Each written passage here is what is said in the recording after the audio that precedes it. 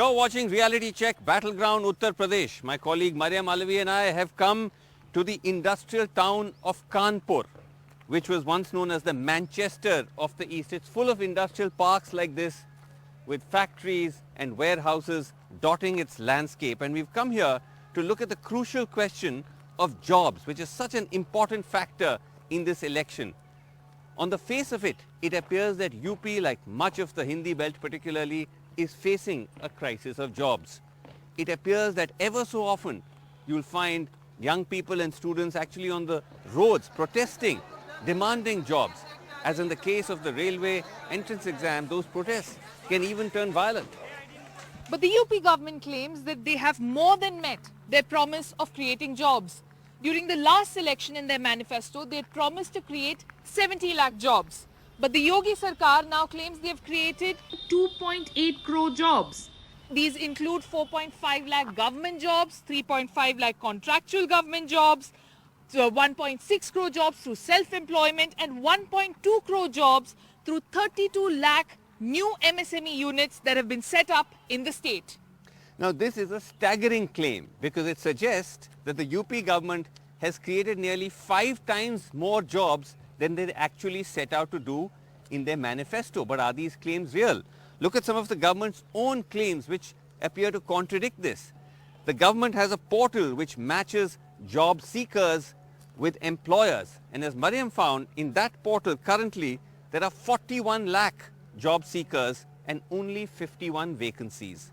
So 41 lakh people, young people presumably are looking for jobs but chasing literally 51 vacancies. So what is the reality of the claims versus the fiction of jobs under Yogi Sarkar in Uttar Pradesh? That's what we've come to the industrial heart of Uttar Pradesh in Kanpur to find out.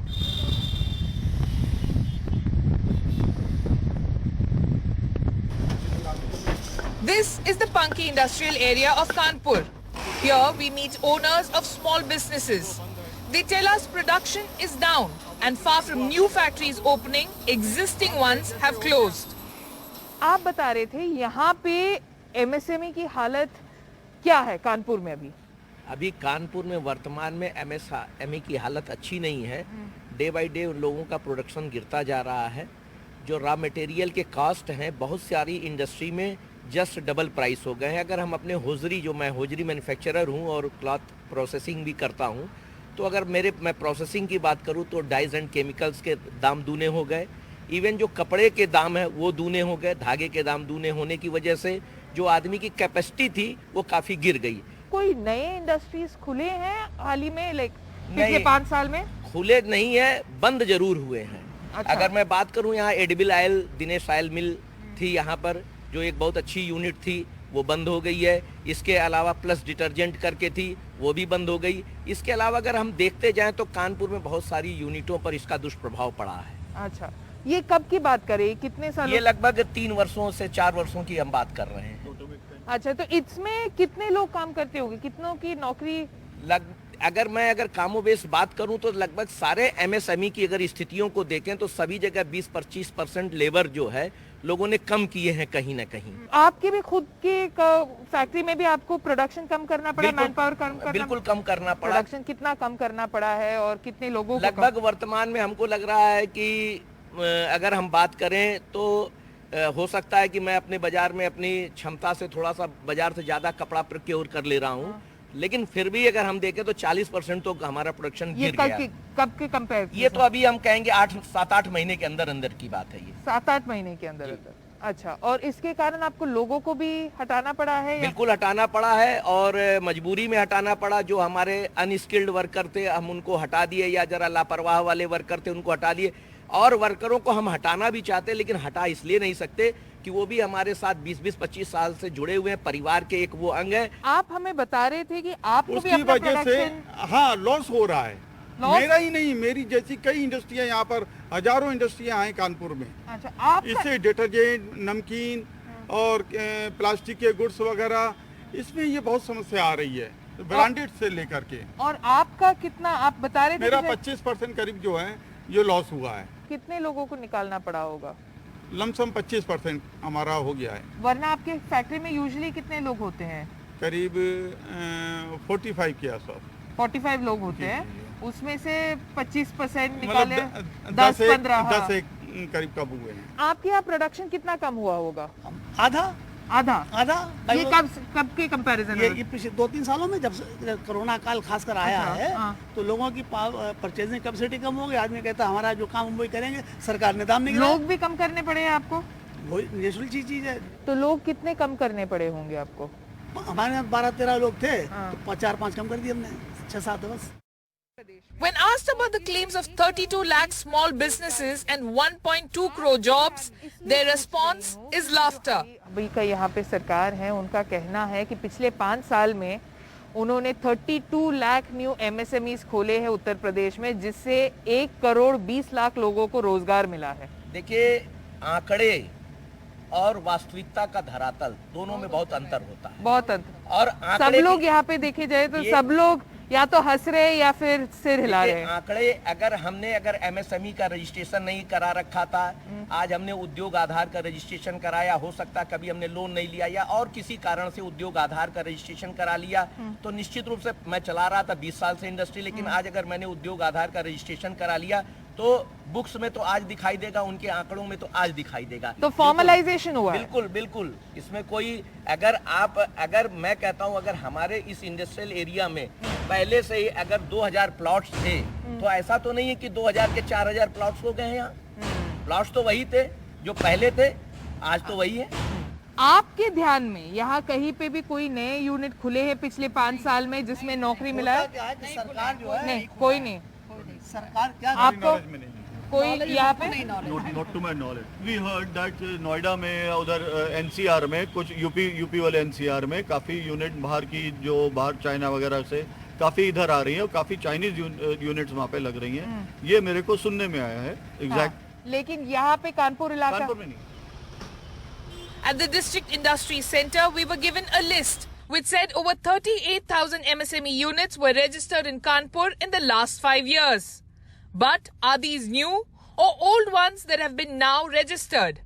तो इनमें से कितने नए होंगे sir, नए MSME? ये नए ही हैं। ये हर साल जब ये जो नए यूनिट्स आती हैं, जैसे हम तमाम सारी हमारी स्कीम्स चलती हैं, चाहे वो prime ministers employment generation programme हो, मुख्यमंत्री युवा स्वरोजगार योजना हो या ODOP मार्जिन मनी योजना हो, तो हम इन लोगों को सपोर्ट प्रोवाइड करते हैं। तो तमाम इकाइयां नई इस्टेब्लिश होती हैं। इसके साथ साथ ऐसे भी एंटरप्रेन्योर्स हैं जो इस योजनाओं के इकोसिस्टम से बाहर सीधे बैंकों से फाइनेंस करके अपनी यूनिट्स लगाते हैं। तो ये नए ही हैं। ये आप कह रहे हैं ये 38,000 पूरे नए हैं? नहीं, मतलब ईयर वाइज आ रहे हैं, क्योंकि वो डेटा क्यूमुलेटिव आता है, बट इसमें नया का परसेंटेज काफी ज्यादा है। अच्छा, नहीं 38,000 हर साल ये जो है 5 साल में नए 38,000 खुले हैं। हाँ, बिल्कुल वो एडअप होते जाते हैं। अच्छा, हाँ। लेकिन क्योंकि मैं इसलिए पूछ रही हूँ क्योंकि जिससे मैंने बात की अदर MSME जिनका चला भी रहे हैं और ये सब, उनका ये कहना था, और इनफैक्ट इवन सम ऑफिशियल्स,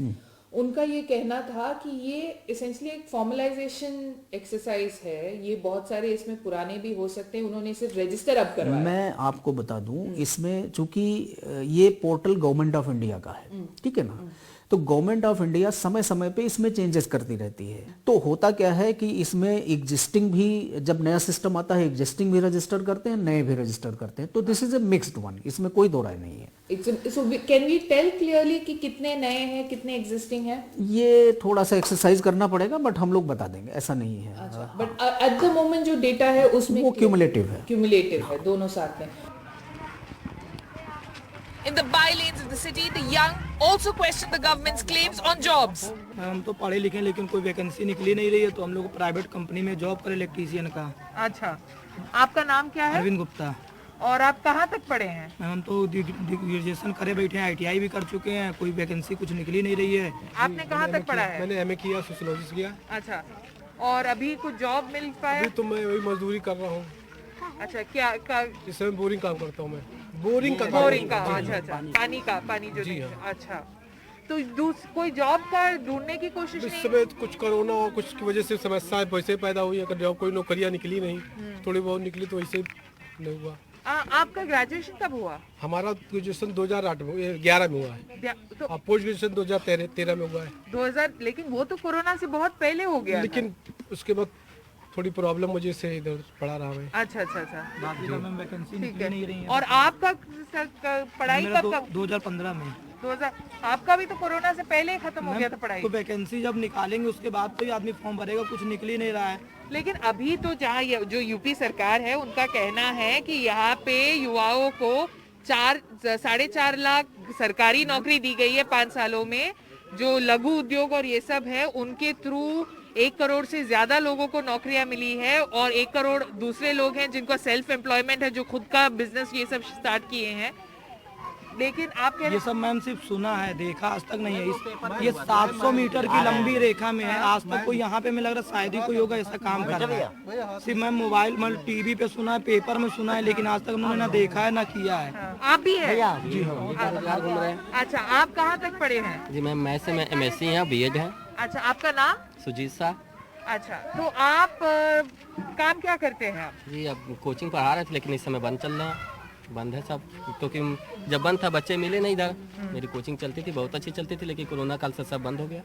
लेकिन अब तो थोड़ा बहुत खुलने लग गया है वापस। तो खुलने लग गया तो मैम अब पेपर होने वाला, बच्चे कहाँ आने हैं? पोजीशन तो वही बनी हुई है ना, अब चुनाव का लोगों के पास जब पैसे रहेंगे तभी पढ़ाएंगे ना वो। कोचिंग भेजने के लिए उनके पास पैसे तो होने चाहिए, उनके गार्जियन के पास। बिजनेस इतना लगाना नहीं चाहता, तो अभी ऐसे कैसे कैसे करके चल रहा है। अच्छा, लेकिन ये जो सरकार कह रही है पिछले 5 साल में इतने सारे नौकरियां लगाई है लोगों की, इतने सारे लघु उद्योग शुरू किए हैं जिससे 1 करोड़ से ज्यादा लोगों का नौकरी लग गया है। मैम अगर इतना कराए होते, इतना अगर किए होते तो इनको दर गृह मंत्री को घर घर जाकर वोट मांगने पड़े, ऐसा क्यों? सिर्फ पेपरों में हुआ है, होर्डिंग लगी है, इनके पास पैसे। होर्डिंग यहाँ देखिए, बीजेपी के झंडा लगे हैं। सिर्फ बीजेपी के झंडे सबसे ज्यादा लगा है यहाँ तो सब जगह, हर जगह अगर आप देखें तो बीजेपी का झंडा लगा है। हाँ, कहते हैं मोदी जी की पकौड़ा तलिए, समोसा बेचे, ये भी रोजगार है। तो हम करें 5वीं 8वीं तक का हिसाब करना आ जाता है बच्चों को। बंद कर दे, डिग्री कॉलेज यूनिवर्सिटियाँ बंद कर दे, पैसे बचेंगे, टीचर की भर्ती के पैसे बचेंगे। बीकॉम फाइनल ईयर मेरा कंप्लीट हो गया और इस समय LLB की पढ़ाई कर रहा हूँ। और पढ़ाई को पूरी करने के लिए मैं पार्ट टाइम जॉब भी करता हूँ। पर क्या है कि अभी पार्ट टाइम जॉब भी नहीं मिल रही है। अच्छा, पहले करते थे? हाँ पहले करते थे। अच्छा, तो यानी कि आपका पहले रोजगार होता था, लेकिन अब वो छूट गया है? जी बिल्कुल। कितना कमाई हो जाता था? ये पार्ट टाइम मेरी जॉब थी, ये था कि मतलब 5-6 हज़ार रुपये मिल जाते थे महीने में अपना मतलब पढ़ाई करने के लिए। But will this problem of a lack of jobs impact electoral outcomes? The BJP had swept the Kanpur district during the last elections. And speaking to the jobless youth and the businesses here, it does not seem like the ruling party will be facing serious implications for joblessness. मैंने आपको बताया कि हमारी association में गैर राजनीतिक संगठन है, और हम अभी आने वाले 20 तारीख तक कुछ न कुछ चिंतन किया जाएगा कि हमें किस ओर जाना है। अच्छा। लेकिन निश्चित रूप से ये कह सकते हैं कि अपने मत का प्रयोग और उपयोग दोनों करेंगे, दान नहीं करेंगे। अच्छा, और आपका सर, आपने सोचा है कि किसको सपोर्ट करेंगे? नहीं, बिल्कुल करेंगे। हाँ। मत का जैसे नहीं, वो नाम नहीं लिया जाता अच्छा, है, वो उस संदर्भ में मैं नहीं कर सकता। अच्छा, ये गोपनीय होना चाहिए। अच्छा, आप लोग की कोई भी बताना नहीं चाहिए? नहीं, मैं बताऊं, मैं बताना चाहता मेरा हूं। सारे कानपुर के और पूरे भारत के जनप्रतिनिधियों से एक रिक्वेस्ट है, बल्कि जो ऊपर भी बैठे उनसे भी रिक्वेस्ट है कि प्लीज अपने जनप्रतिनिधियों की बात सुना करें, और जो जनप्रतिनिधि देखता है हमारी तकलीफ देखता है, हमारी तकलीफ देखता है, उसकी भी बात प्लीज वो सुने, ताकि हम लोग को उद्योग को थोड़ा स्मूथली लेकिन आप किसी एक का नाम नहीं लेंगे? नहीं, आप भी नहीं। मैं बताना चाहूँगा, श्रीनेत जी आई थी, कांग्रेस की प्रवक्ता, सलमान खुर्शीद जी आए थे, तो उन्होंने उद्यमियों को भी बुलाया कि आप मैनिफेस्टो में क्या चाहते हैं। तो हमने उनको 2 चीज़ें रखी कि उत्तर प्रदेश में हम ये चाहते हैं कि हमारी UP SIDC की लैंड फ्री होल्ड की जाए, जो कि लीज पे है, क्यों हमें कोई मद्दी ज़मीन नहीं मिली, एक बात। दूसरा, हमने उनको ये दिया था कि आप अपने मैनिफेस्टो में ये डालिए कि जिस तरीके से विधान परिषद में शिक्षक चुने जाते हैं, शिक्षा के क्षेत्र से, बुद्धि विद्वान के क्षेत्र से, विधानसभा से विधान परिषद में जाते हैं, मेरे इंडस्ट्री क्षेत्र से भी विधान परिषद में सदस्य भेजे जाएं। उन्होंने मेरी बात को नहीं माना। अगर वो मेरे बात को मैनिफेस्टो में डालते तो निश्चित तौर से मैं कांग्रेस बात करता। डाला उन्होंने भी नहीं, हाथ उनके भी काम गए। लिहाजा जब सब एक से ही है तो हम हिंदुत्व की बात करेंगे, भारतीय जनता पार्टी को वोट करेंगे। अभी तक आपने कहा कि आपको कितने दिक्कतें हो रही है सरकार की नीतियों के ये सब, लेकिन अंत में तो आपने कहा कि बीजेपी को ही वोट करेंगे। देखिए, अफगानिस्तान में एक परिवर्तन आया, तालिबानों ने हमला किया, लोग भागे, वहाँ के सांसद भागे, तो हम अब चाहते हैं जो भारतीय जनता पार्टी जो है हमारी सीमाओं की रक्षा कर रही है, तो सबसे पहली चीज हमारी सीमाएं सुरक्षित हो, हमारा देश सुरक्षित हो, हम तो अपने आप सुरक्षित हो जाएंगे। ये हमारा मानना है। हर कोई पार्टी जो देखा जाए वो सब जॉब्स के बारे में बात कर रहा है, हर युवा को रोजगार देंगे। आपने सोचा है कि इस इलेक्शन में क्या करेंगे? किसी पार्टी के बारे में सोचा है कि किसको? समाजवादी पार्टी के लिए सोचा जा रहा है। अच्छा, क्यों? मैम, उनके रहते कम से कम वैकेंसियाँ निकला करती थी, रोजगार मिला करते थे, कम से कम तैयारी करने का मौका मिलता था। तो इनके में तो तैयारी भी करने पे भी कोई फायदा नहीं, पैसे वेस्ट हो रहे हैं, लेकिन कुछ निकल ही नहीं रहा है। प्राइवेट जॉब करिए तो पकौड़े मोमोज ये सब बेचने के लिए ऑप्शन आ रहे हैं, बस यही करिए। और आप पहले भी इन्हीं को देते थे? नहीं, पहले इनको नहीं था। एक मिनट, एक करके। मतलब फर्स्ट टाइम जब ये आए थे तो एक बार सोचा गया था कि नहीं आ रहे, कुछ अच्छा करेंगे, मगर किसकी बात कर रहे हैं आप? योगी जी। मगर देख लिया गया कि कितना अच्छा कर गए हैं। पिछले बार किसको दिया था? हम योगी जी को। आपने सोचा है इलेक्शन के बारे में किसको देंगे? हम लोग इरफान सोलंकी को जिता रहे हैं यहाँ पे, समाजवादी पार्टी। अच्छा। वो यहाँ से जीता है, उन्होंने मेरे यहाँ काम कराया है। ये इस बस्ती का जो नाम अगर कुछ हुआ है तो उनके वजह से। और पिछली बार आपने किसको दिया था? पिछली बार इनको दिया था हमने। पिछली बार भी इन्हीं को दिया था। और आपने सोचा इलेक्शन के बारे में? जी बिल्कुल। किसको देंगे? जी अब बता सकते हैं, योगी जी को देंगे। अच्छा, क्यों? लेकिन आप तो कह रहे थे रोजगार का इश्यू। नहीं तो रोजगार एक मौका एक और हम इनको देंगे रोजगार के लिए। अच्छा, एक और मौका देंगे। जी बिल्कुल सही है मैडम, ठीक है, एक मौका देंगे। इन्होंने जो काम किया है, अगर ये स्टूडेंटों पर थोड़ा ध्यान दे रहे, इससे बेटर सरकार कोई नहीं। जितने नवयुवक थे, नवयुवक के दम पे आए, आज नवयुवक ही हैं जो इनकी खिलाफत हो रही जगह जगह। जी जी, वही मैं पूछ रही थी। आपके जैसे बहुत सारे नौजवान जो है वो सड़क पे उतर आ रहे हैं कि विरोध कर रहे हैं सरकार की रोजगार की मांग लेकर। मांग लेकर मैडम ये है कि अगर रोजगार के लिए सबसे पहले ध्यान और शिक्षा को और बेहतर कर सकते हैं तो उसके लिए और अच्छी बात होगी, और एक बार मौका और मिलना चाहिए इनको। बिल्कुल। The crowds are charged up at a rally for Satish Mahana, Uttar Pradesh's industry minister and BJP candidate from Kanpur's Maharajpur seat. So we are here with Satish Mahana ji. He is both the candidate here from one of the crucial seats in Kanpur, and he is also the industry minister of Uttar Pradesh. You can see the camera can pan. The crowds have gathered for his rally. Satish ji, बहुत-बहुत धन्यवाद, आप हमारे साथ बात कर रहे हैं। Thank you. ये बताइए कि जहाँ तक इंडस्ट्रीज का सवाल है, जॉब्स का सवाल है, बार बार ये कहा जाता है विपक्ष की तरफ से कि कोई जॉब्स क्रिएट नहीं किए हैं, कोई इंडस्ट्रीज नहीं लगी हैं। तो जहाँ तक कानपुर की बात करें तो पिछले 5 साल में यहाँ कौन सी इंडस्ट्रीज आई हैं, कौन सी फैक्ट्रीज आई हैं? देखिए, जो लोग इंडस्ट्री लगाने की बात करते हैं वो जिन जिलों को डोमिनेट करते थे कि उनके नाम से जिले इटावा, एटा, मैनपुरी, आजमगढ़ 4 मंत्री रहे हैं, उनके नाम से इतना डर था कि वहाँ भी एक भी इंडस्ट्री नहीं लगी। जो मुख्यमंत्री रहे हैं कई वर्षों तक अपने जिले में एक इंडस्ट्री नहीं लगवा पाए, और आज जिनके डर से पूरे उत्तर प्रदेश में इंडस्ट्री नहीं लगती थी, आज उत्तर प्रदेश में इंडस्ट्रियलाइजेशन के एक नए युग की और दौर की शुरुआत है। तो आज ease of doing business ranking में मैं कानपुर के बारे में बताऊंगा। Ease of doing business ranking में हम 16वें नंबर से दूसरे नंबर पर आए हैं। मैं उत्तर प्रदेश का इंडस्ट्री मिनिस्टर हूँ। मैं इस बात को बताना चाहता हूँ कि अगर कोविड में दुनिया से कोई इंडस्ट्री हटी तो पहले उत्तर प्रदेश में आई। अगर सैमसंग डिस्प्ले की बात करते हैं तो अगर हम इस बात को कहते हैं कि डेटा सेंटर्स अगर नॉर्थ इंडिया में आने शुरू हुए तो पहले उत्तर प्रदेश में आए। मैं इस बात की बात करूं कि ब्रह्मोस को हमने मुफ्त में लैंड दे दी लखनऊ में, भारत डायनेमिक्स लिमिटेड को हमने कानपुर के झांसी नोट के अंतर्गत लैंड दे दी।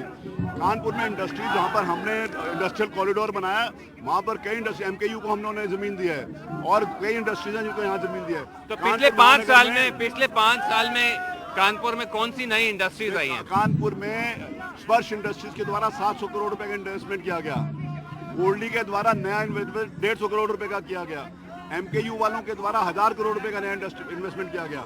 पहले कानपुर में इंडस्ट्रियलाइजेशन होता नहीं था। आप यहाँ से जाएंगे तो रूमा इंडस्ट्रियल एरिया पड़ता है मेरी कॉन्स्टिट्यूएंसी में, आप उसको देखिए। पहले वहाँ पर सन्नाटा छाया रहता था। पहले अगर 10 प्लॉट होते तो 2 एप्लीकेंट्स नहीं होते थे। आज अगर 10 प्लॉट हैं तो 100 एप्लीकेंट्स हैं। इसका मतलब इंडस्ट्रियलाइजेशन के नए दौर की शुरुआत हुई है। नहीं, क्योंकि कुछ इंडस्ट्रियलिस्ट से हमने बात किया जो MSME चला रहे थे, वो कहना था कि कुछ नए खुले तो नहीं है बल्कि जो थे वो भी बंद हो गए। कुछ उनका नाम बताया ना, इशू ये है कि जो बंद हुए जरा उनका नाम पता होना चाहिए। जैसे आप मेरे से जिनका चालू होना उनका नाम पूछा, मैंने आपको बताया ये चालू है। कोई एक आधा बंद है तो उसका नाम बताना चाहिए। पहले यही कानपुर में यूपी सीडा था जहां पर कुछ इंडिविजुअल्स इंस्टीट्यूशन से बड़े हुआ करते थे, हमने उनको जेल में भेजने का काम किया। Ease of doing business ranking में जैसे मैंने आपको हमारा निवेश मित्र पोर्टल के नाते से अब जिसको कुछ दिखाई नहीं पड़ता, जिनके नाम से इंडस्ट्रीज कांपते थे। मेरे पास एक इंडस्ट्रीज है जिन्होंने फूड प्रोसेसिंग की इंडस्ट्री लगानी थी आलू की, तो मैंने उनको बोला कि आप कन्नौज में लगाइए क्योंकि आलू की बेल्ट है। उन्होंने कहा नहीं कन्नौज में हम नहीं लगाएंगे, 2019 में आए थे। मैंने कहा कन्नौज में उनके नाम से डर लगता है, जिनके नाम से उत्तर प्रदेश में डर लगता था, आज वो इस बात को पूछना चाहते हैं लोग। वो दूसरी इंडस्ट्री हमने दूसरी जगह लगाई, वही इंडस्ट्री कन्नौज से हटकर हमने पेप्सिको की इंडस्ट्री झांसी और मथुरा में कोसी में लगाई। तो माना जी, जो ये जैसे लोगों से हमने बात की, युवाओं से, बाकियों से, वो कह रहे हैं कि जॉब्स की काफी यहाँ दिक्कत है। कई लोग जॉब्स के लिए या तो वेट कर रहे हैं या नहीं मिल पा रही है। मैं आज बेरोजगारी की बात करूँ, अगर मैं अनएम्प्लॉयमेंट की बात करूँ तो सपा के काल में 17.4% था, जो गिरकर 4.5% आया। ये तो सारे रिकॉर्ड्स ऑन रिकॉर्ड है ना, आप इसको भी तो देखिए। विषय यह है कि कोई किसी के कहने से नहीं होता।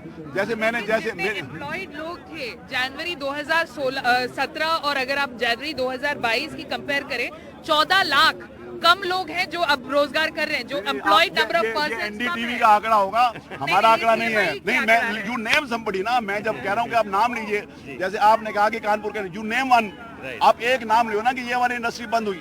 मैंने आपको 10 इंडस्ट्रीज का नाम बताया जो इंडस्ट्री चालू हुई है, आप एक नाम बताओ ना। इशू ये है कि बंद होगी कहाँ बंद होगी? अगर इतने सारे रोजगार हैं यहाँ पे, तो फिर बेरोजगारी के नाम पे युवा सड़क पे क्यों उतर आ रहे हैं? देखिए, युवा सड़क के ऊपर है तो ये युवा सड़क के ऊपर तो है आज उन लोगों के खिलाफ में। आज नौजवान उनके खिलाफ में सड़क पर है जिनकी वजह से उत्तर प्रदेश में इंडस्ट्री नहीं लगती थी, जिनकी वजह से बिजली नहीं आती थी, जिनकी वजह से अपहरण होते थे, जिनकी वजह से फिरौती मांगी जाती थी, जो इंडस्ट्रीज को क्लाइंट समझते थे, जिनके समय में इंडस्ट्रियल डिपार्टमेंट एक पैसा कमाने का साधन होता था। आज इंडस्ट्रियल डिपार्टमेंट पैसा कमाने का साधन नहीं है। ये नोएडा इसलिए नहीं जाते थे क्योंकि उससे पहले से की वसूली करते थे और नजर नहीं मिला सकते थे, इसलिए नजर नहीं। आज योगी जी हर बार नोएडा जाते हैं और मैं भी नोएडा जाता हूँ। So I think it's important to also fact check another claim made by the minister, and this is something that the BJP has said again and again, that during the Yogi government, unemployment rate has actually fallen from 17% in 2016 of the Akhilesh rule to 4% in 2021 in the span of 5 years. And factually this is true. But what they don't mention is that from 17%, the unemployment rate in 2016 had already fallen to 4% in 2017 itself. So even before the Yogi government came to power, in just 1 year, the unemployment rate had crashed dramatically. And the reason for that is something that Mariam will explain. So this is probably because of what is called the labor force participation rate, and that had fallen, thereby for making the unemployment rate fall as well. Now the labor force participation rate is essentially what gauges the demand for jobs. After the note ban, there was a likely drop in the demand for jobs, and according to data, 11 lakh people exited the labor force between May 2016 and April 2017.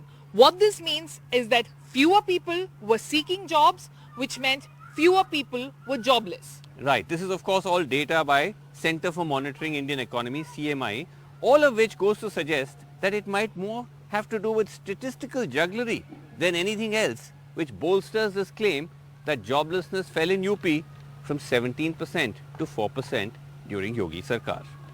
So we are here at the rally of Satish Mahana, Industry Minister of UP. ये कुछ युवा लोग हैं यहाँ पे. ये बताइए कि वो तो इंडस्ट्री मिनिस्टर हैं, तो इंडस्ट्री का मतलब जॉब, नौकरियाँ, तो यहाँ पे पिछले 5 साल में कोई नौकरियाँ आई हैं? बिल्कुल आई हैं. क्या नौकरियाँ आई हैं? में नौकरियाँ लगी हैं. अच्छा. विभाग में नौकरियाँ लगी हैं. जिनको नहीं, जिनकी आंखों में माल पड़ा हुआ उनको नौकरियाँ नहीं दिखाई देंगी. जिनका चश्मा काला है उनको नौकरियाँ नहीं दिखाई देंगी. अच्छा, आप क्या करते हैं? मैं बिजनेसमैन हूँ. किस चीज़ का? मेरा प्लास्टिक का बिजनेस है. यहाँ पे आप भाई साहब? साड़ी की शॉप है मेरे. साड़ी की शॉप है आपका? गारमेंट्स का. आप? मुझे नौकरी मिल रही है. जो भी योग्य लोग हैं, जो भी पढ़े लिखे लोग हैं, हाँ. उनको उनकी योग्यता के अनुसार नौकरी मिल रही है. आपको क्या मिल रही है? मुझे भी नौकरी मिल रही है. जितने भी लोग पढ़े लिखे नौकरी. नहीं, आपको कौन सी नौकरी मिली? सर मैं IT कंपनी में काम करता हूँ. IT कंपनी में काम करते हैं. तो निजी, आप तो बता रहे हैं सरकारी नौकरी, तो प्राइवेट में कोई यहाँ फैक्ट्रियाँ या कोई कंपनियाँ खोली हैं यहाँ पिछले 5 साल में? कौन सी? हाँ जी, हिंदुस्तान यूनिलीवर, उसकी फैक्ट्री खुली क्यों नहीं है? कब? नहीं, वही पूछ रहा हूँ. जॉब जरूरी नहीं कि सारी नौकरियां सरकारी हो. जरूरी नहीं है कि सारी नौकरियां सरकारी हो. लोग लोगों की पढ़ाई उनकी योग्यता के अनुसार उनको नौकरियां मिल रही है। नहीं, मैं नहीं कह रहा हूँ कि सरकारी है, मैं कह रहा हूँ पिछले 5 साल में कौन सी नई फैक्ट्रियां वगैरह लगी यहाँ पे, ये पूछ रहा हूँ। 5 साल में पिछली फैक्ट्रियां नहीं लगी, लेकिन उद्योग विकास मंत्री होने के नाते भैया ने 5 साल में कोई फैक्ट्री नहीं लगी यहाँ? लगी है भैया ने। आपको मैं जानकारी देना चाहता हूँ हाँ कि माननीय प्रधानमंत्री का जो कार्य है, प्रधानमंत्री जी यहाँ की बात कर रहे हैं। हाँ भाई साहब, कोई पिछले 5 साल में कोई फैक्ट्री लगी है यहाँ पे? हैं? वो नहीं जानते। ये नहीं जानते। आप बताइए कोई फैक्ट्री लगी है पिछले 5 साल में यहाँ? फैक्ट्री यहाँ से ट्रांसपोर्ट, शहर का कचरा पूरा ट्रांसपोर्ट नगर उठा के एक नया ट्रांसपोर्ट वहाँ पे नहीं, फैक्ट्रियों का पूछ रहा हूँ। फैक्ट्री लगी है यहाँ पे पिछले 5 साल में